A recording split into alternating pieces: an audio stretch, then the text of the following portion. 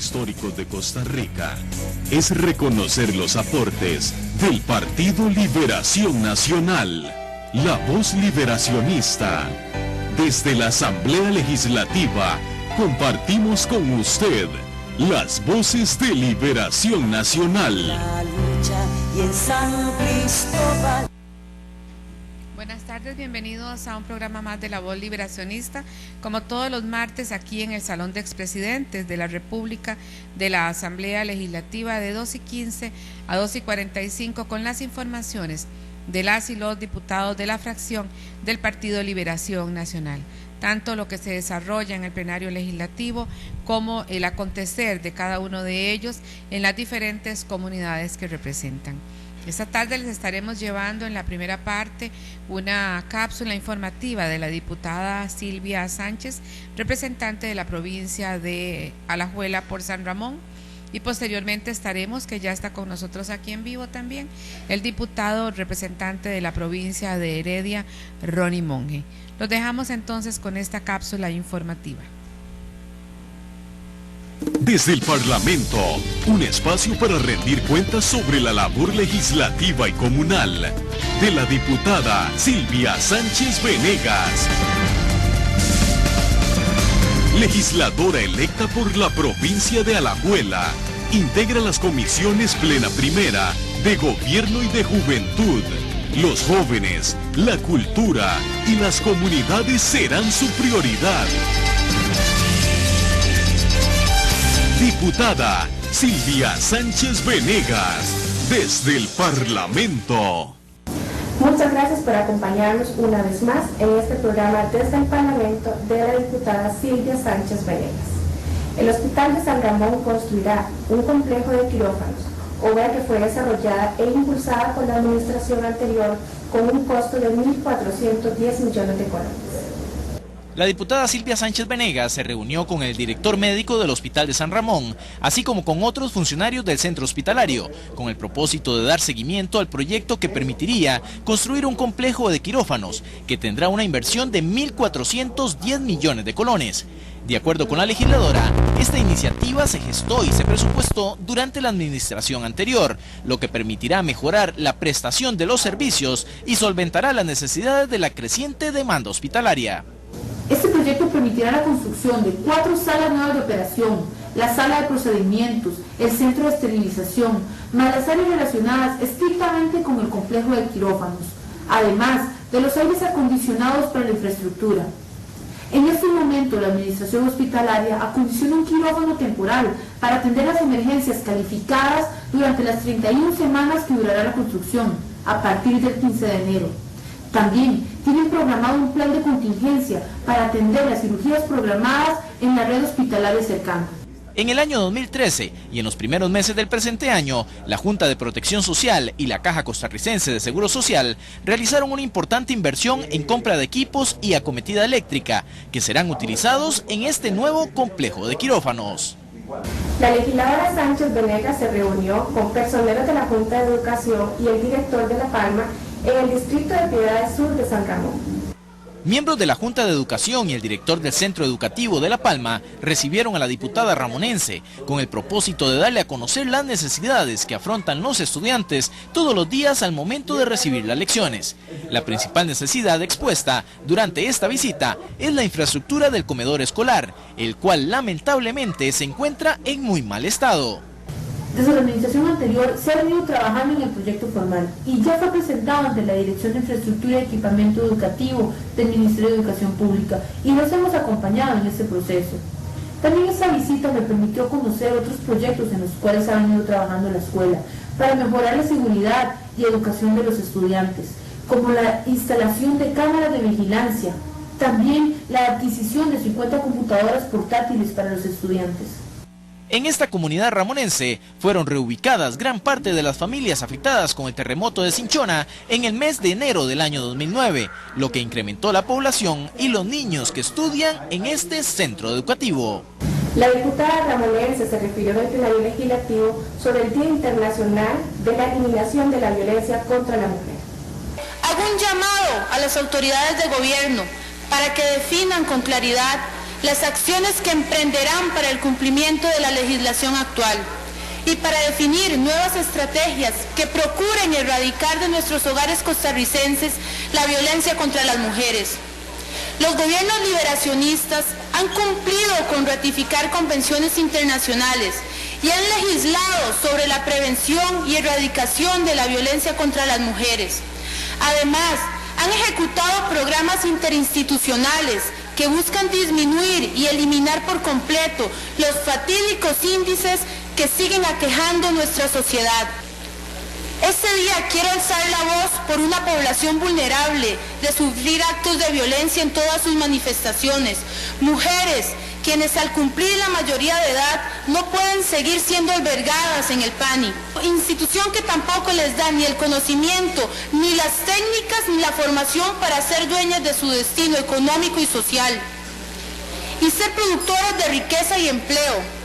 Por ende, es una población vulnerable de sufrir no solo actos de violencia, sino que están destinadas a crecer en la pobreza, sin acceso a una educación de calidad y con oportunidades limitadas para involucrarse en actividades productivas.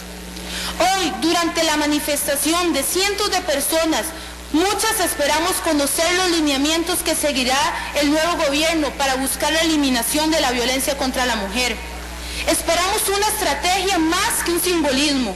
Esperamos que la participación del presidente y sus ministros en la manifestación de hoy trajera consigo el anuncio de nuevos programas que les ayude a salir de los difíciles momentos que viven, no solo las mujeres, sino la población en general, situación que no se da. Funcionarios de la Escuela de Enseñanza Especial de San Ramón se reunieron con la diputada alajuelense para conversar sobre las necesidades de este centro e impulsar la construcción de una nueva infraestructura. Este centro de enseñanza especial, ubicado en el cantón de San Ramón, atiende a una población estudiantil superior a los 183 alumnos y sus instalaciones fueron construidas en el año de 1973.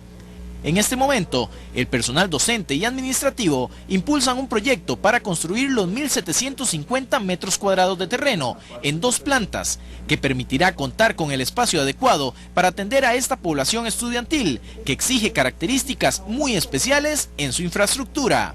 Esas características especiales permitirán, por ejemplo, que los alumnos en sillas de ruedas puedan movilizarse fácilmente por los pasillos y las aulas, las cuales no cuentan con un espacio apto para ello. La construcción de esta nueva escuela tiene un valor aproximado de 615 millones y beneficiará a cantones vecinos como Palmares, Naranjo, Atenas, San Mateo.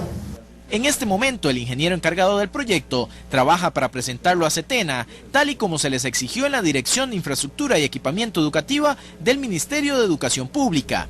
Esta escuela ha recibido reconocimientos como el mejor centro educativo del país en enseñanza especial.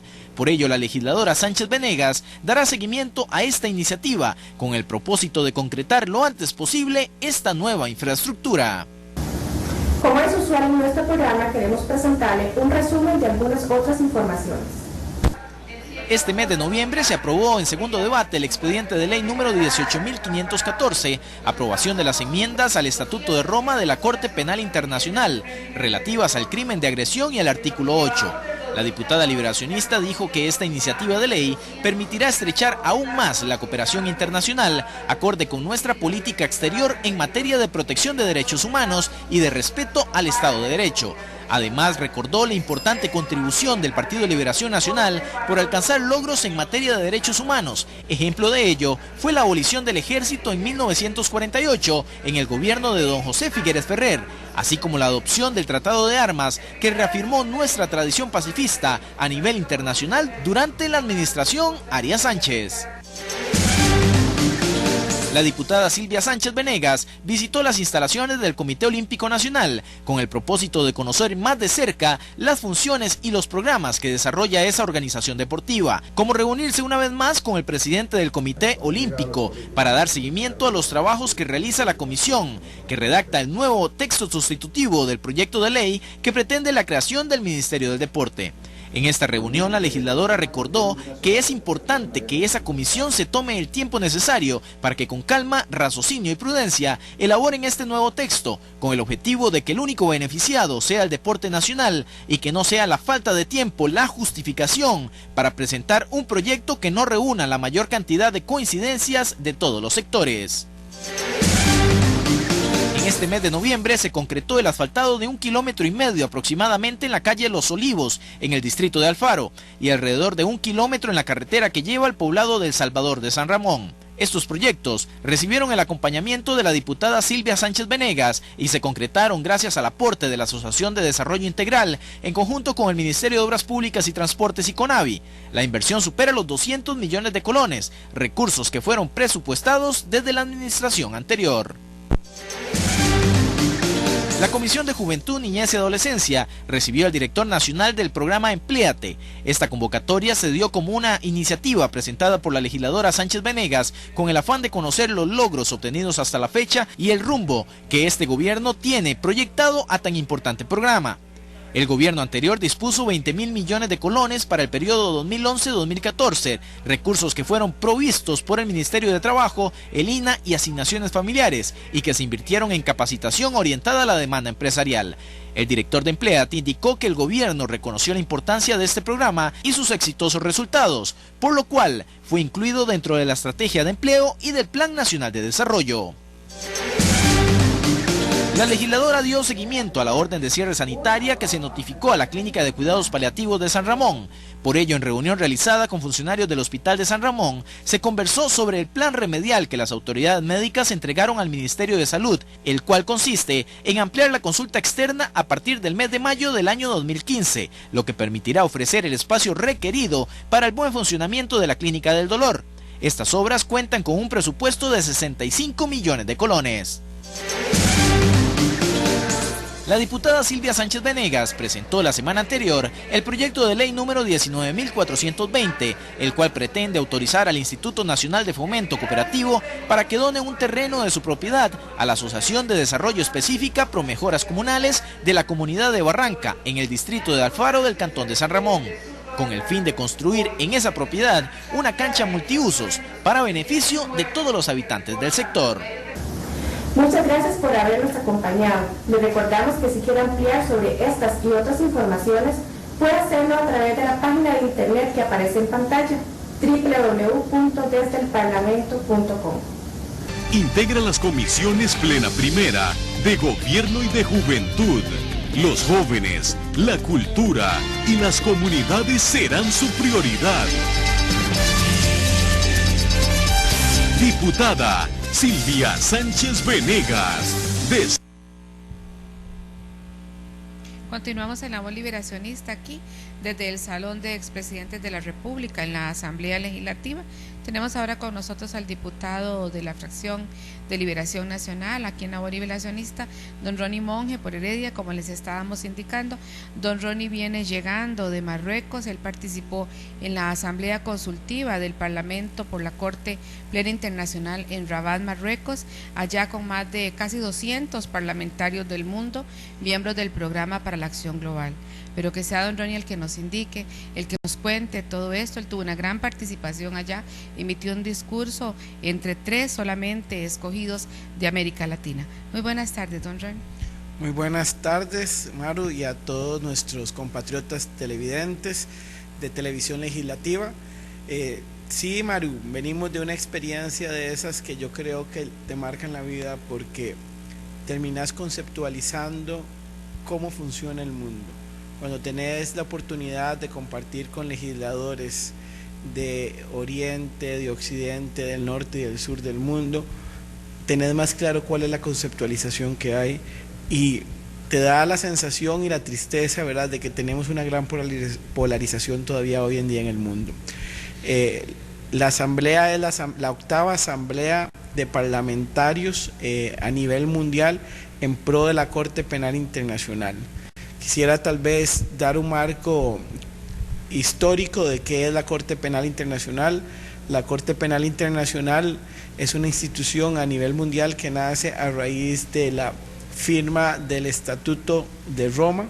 El Estatuto de Roma lo que hace es crear básicamente la Corte Penal Internacional, que es un régimen de derecho penal complementario a los sistemas nacionales, que permite el enjuiciamiento de personas que hayan cometido crímenes de esos que llamamos atroces hacia la humanidad. Son los que juzgan los crímenes de guerra, los crímenes de lesa humanidad, los crímenes de agresión.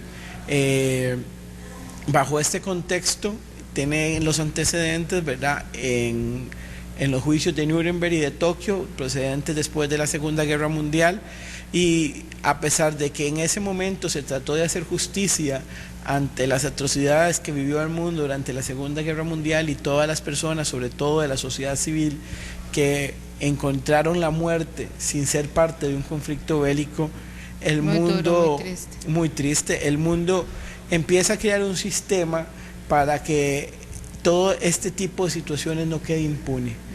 Y muchísimas veces se escucha a nivel interno en nuestras legislaciones que la gente dice que hay algunos crímenes y algunos delitos que no cubren a los gobernantes, sobre todo por los procesos de inmunidad que todos los que ejercemos ciertos cargos públicos tenemos.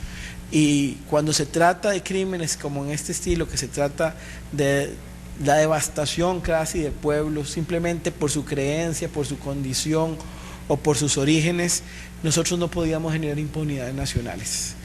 Es a raíz de esto que en varias naciones del mundo empiezan a concertar esto, con el apoyo obviamente de la Organización de Naciones Unidas, y en el año de 1998 se firma el Estatuto de Roma, que crea la Corte Penal Internacional, dejando únicamente pendiente el crimen de agresión, que fue luego ratificado en la enmienda de Kampala del 2010, y que recientemente, hará unas 3 semanas, nosotros en esta Asamblea Legislativa ratificamos como parte de nuestra legislación nacional. Esto es muy importante porque el crimen de agresión, para un país sin ejército como el nuestro, le da la seguridad y la protección jurídica de que en caso de que alguna nación o alguna persona a través de una organización crea o empiece a hacer alguna actividad tendiente a agredir la soberanía de nuestra, nosotros podríamos invocar el estatuto una vez que esté plenamente ratificado por las naciones que hace falta para que entre en vigencia, para que esa persona o esa nación o los representantes de esa nación puedan ser enjuiciados a nivel nacional y salvaguardar el territorio nacional. Para un país sin ejército como lo es Costa Rica, y que ha hecho una apuesta definitiva al derecho internacional, firmar este tipo de protocolos y este tipo de tratados internacionales es de suma importancia, porque nos da la seguridad jurídica de que ante alguna agresión la comunidad internacional responderá para ayudar y salvaguardar los intereses de los costarricenses. Decir también que es muy importante porque en la Corte Penal Internacional nosotros hemos tenido como país una preponderancia importante. Doña Elizabeth Odio fue jueza de la Corte Penal Internacional, pero el canciller de la República en la administración de don Oscar Arias, Bruno Estaño, fue presidente de la Asamblea de los Estados Parte durante su gestión. Esto ha hecho que Costa Rica, a pesar de ser un país pequeño, como siempre, sea un país grande en tema de derechos humanos. Y en esto nosotros no nos hemos quedado atrás, en esto nosotros hemos sido un baluarte dentro del crecimiento de la defensa de los derechos humanos y la protección de salvaguardar el cumplimiento del Estatuto de Roma. Y creo que era muy importante que nosotros como país estuviéramos presentes en esta asamblea, en esta 8ª Asamblea Nacional, y muy importante porque además se tuvo, como usted lo indica, la oportunidad de ser uno de los países que tuvo voz durante esta Asamblea Nacional, y nos tocó intervenir representando a Costa Rica, específicamente hablando sobre las normas de cooperación. Costa Rica en este momento no tiene implementadas las normas de cooperación, pero un proyecto de ley presentado por el diputado Óscar Alfaro de Liberación Nacional en la administración anterior está siendo analizado por parte de la Comisión de Asuntos Jurídicos, que le permitiría a Costa Rica implementar los procedimientos necesarios para hacer efectiva en caso de necesidad un acompañamiento de la Corte Penal Internacional. Esto es muy importante porque el Estatuto de Roma básicamente lo que nos da, diríamos los abogados, es el derecho sustantivo, es la legislación, que es la tipología, que es cuáles son las conductas que son sujetas de tener una sanción y de enjuiciamiento de parte de la Corte Penal Internacional. Pero para poder cumplir esto, o para poder hacer que una persona que haya incumplido estas normas sea juzgada, tenemos que crear un sistema de colaboración entre las naciones del mundo para que una vez que una persona que haya cometido uno de esos delitos sea detenido y sea puesto a las órdenes del Tribunal Penal Internacional. Entonces, en ese sentido, Costa Rica está planteando ya la reforma gracias a la gestión, como dije anteriormente, del diputado liberacionista Óscar Alfaro. Nosotros hemos tratado de darle la continuidad necesaria, ver las revisiones para hacer ajustes, para que no haya ningún problema de constitucionalidad, sobre todo porque esto implica que eventualmente si algún costarricense o alguna persona que haya cometido alguno de esos delitos es detenida acá en Costa Rica, sea entregada a la Corte Penal Internacional. Algunas personas consideraban que esto podía transgredir la territorialidad y el principio constitucional de no extradición de costarricenses. Sin embargo, en el momento en que se aprueba el Estatuto de Roma y se hace la consulta a la Sala Constitucional, la Sala muy atinadamente hace el enfoque de que la Corte Penal Internacional no es una legislación o una jurisdicción foránea a la costarricense, simplemente es una complementaria, que lo que hace es no extraditar a la persona, sino lo que se denomina dentro del Estatuto de Roma la entrega del indiciado. Eso es que no se está extraditando a una persona, sino que simplemente se está entregando a la jurisdicción de la Corte Penal Internacional como legislación complementaria, que es de la nuestra, para que siga ese procedimiento.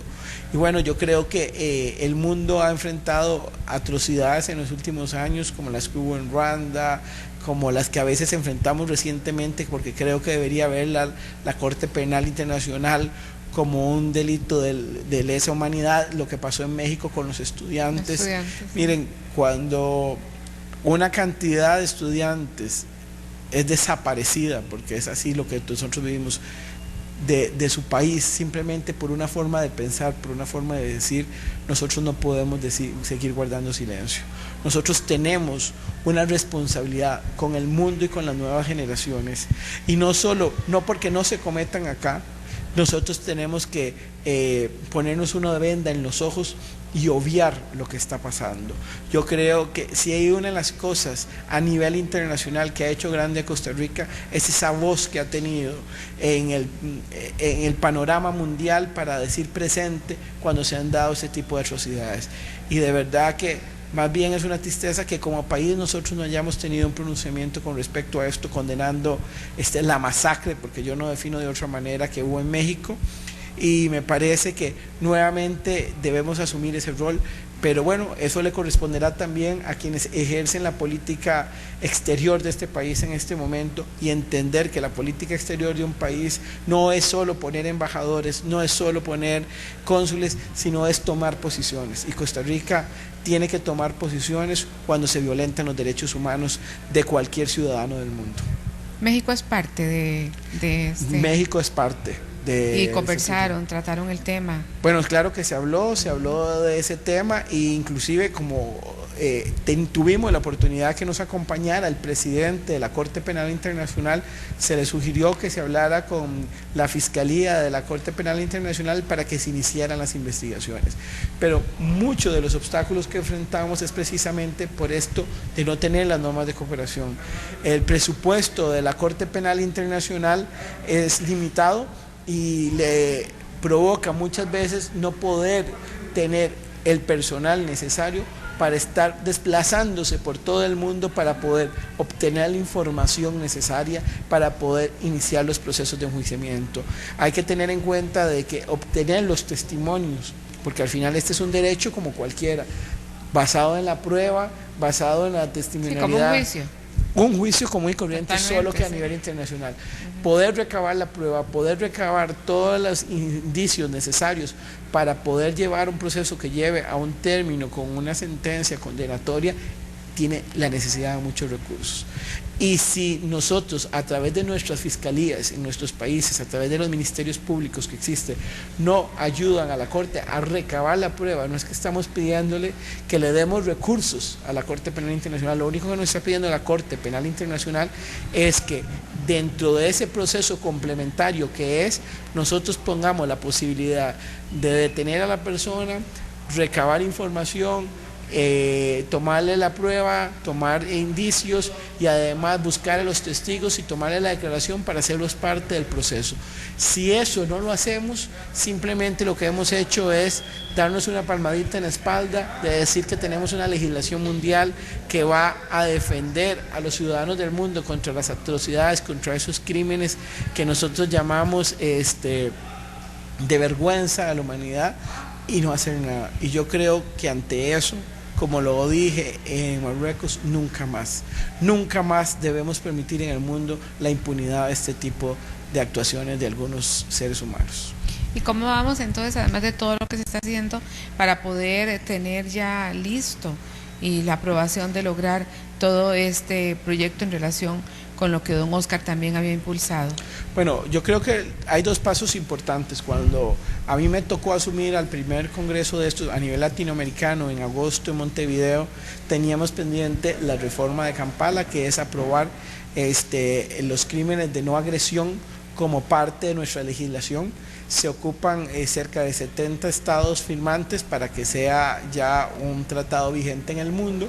Nosotros somos Perdón, y hay que readecuar legislación en algunos lugares, me imagino, obvio. No, correcto, y hay que aprobar la ley, hay que aprobar, empezando por eso hay que aprobarlo.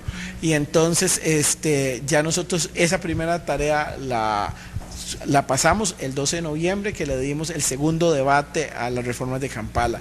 Y lo que viene ahora, como les dije, es seguir con el trámite de impulsar las reformas o las enmiendas que requiera el proyecto presentado con don Oscar, para que a la brevedad posible estén en una de las plenas o en el plenario y darle la aprobación requerida, y Costa Rica nuevamente se convierte en un país de vanguardia en estos temas. Yo creo que, como lo dije anteriormente, nosotros tenemos la obligación, como nación pacifista que somos, como nación defensora de los derechos humanos, de ser una voz con fortaleza, pero la única manera en que podemos tener esa voz y esa fortaleza es dando el ejemplo y siendo nosotros los que dentro de nuestra legislación interna implementemos las reformas necesarias para que eso se conviertan en leyes de la República. Claro, y definitivamente Costa Rica siempre a la vanguardia en relación con la política internacional. Hemos obtenido una silla en el Consejo de Seguridad de las Naciones Unidas, hemos tenido bastantes lugares ya de participación a nivel mundial en lo que son relaciones internacionales. Muy tristemente este año perdimos nuestro espacio en derechos humanos. Creo que tuvimos un mal manejo político a la hora de decidir a quién apoyábamos y que nos quedamos sin los votos necesarios y perdimos ese escaño. Pero bien, yo le digo a los costarricenses que nuevamente nos podemos sentir orgullosos de que esta pequeña nación es grande en el mundo en tema de derechos humanos. Muchísimas gracias a don Ronnie, esa excelente participación en Marruecos. Ya ustedes escucharon una vasta información en relación y explicación en relación con todo esto tan importante de lo que tiene que ver con la Corte Penal Internacional. Muchísimas gracias. En La Voz Liberacionista los esperamos nuevamente el próximo martes a las 2:15 de la tarde. Buenas tardes.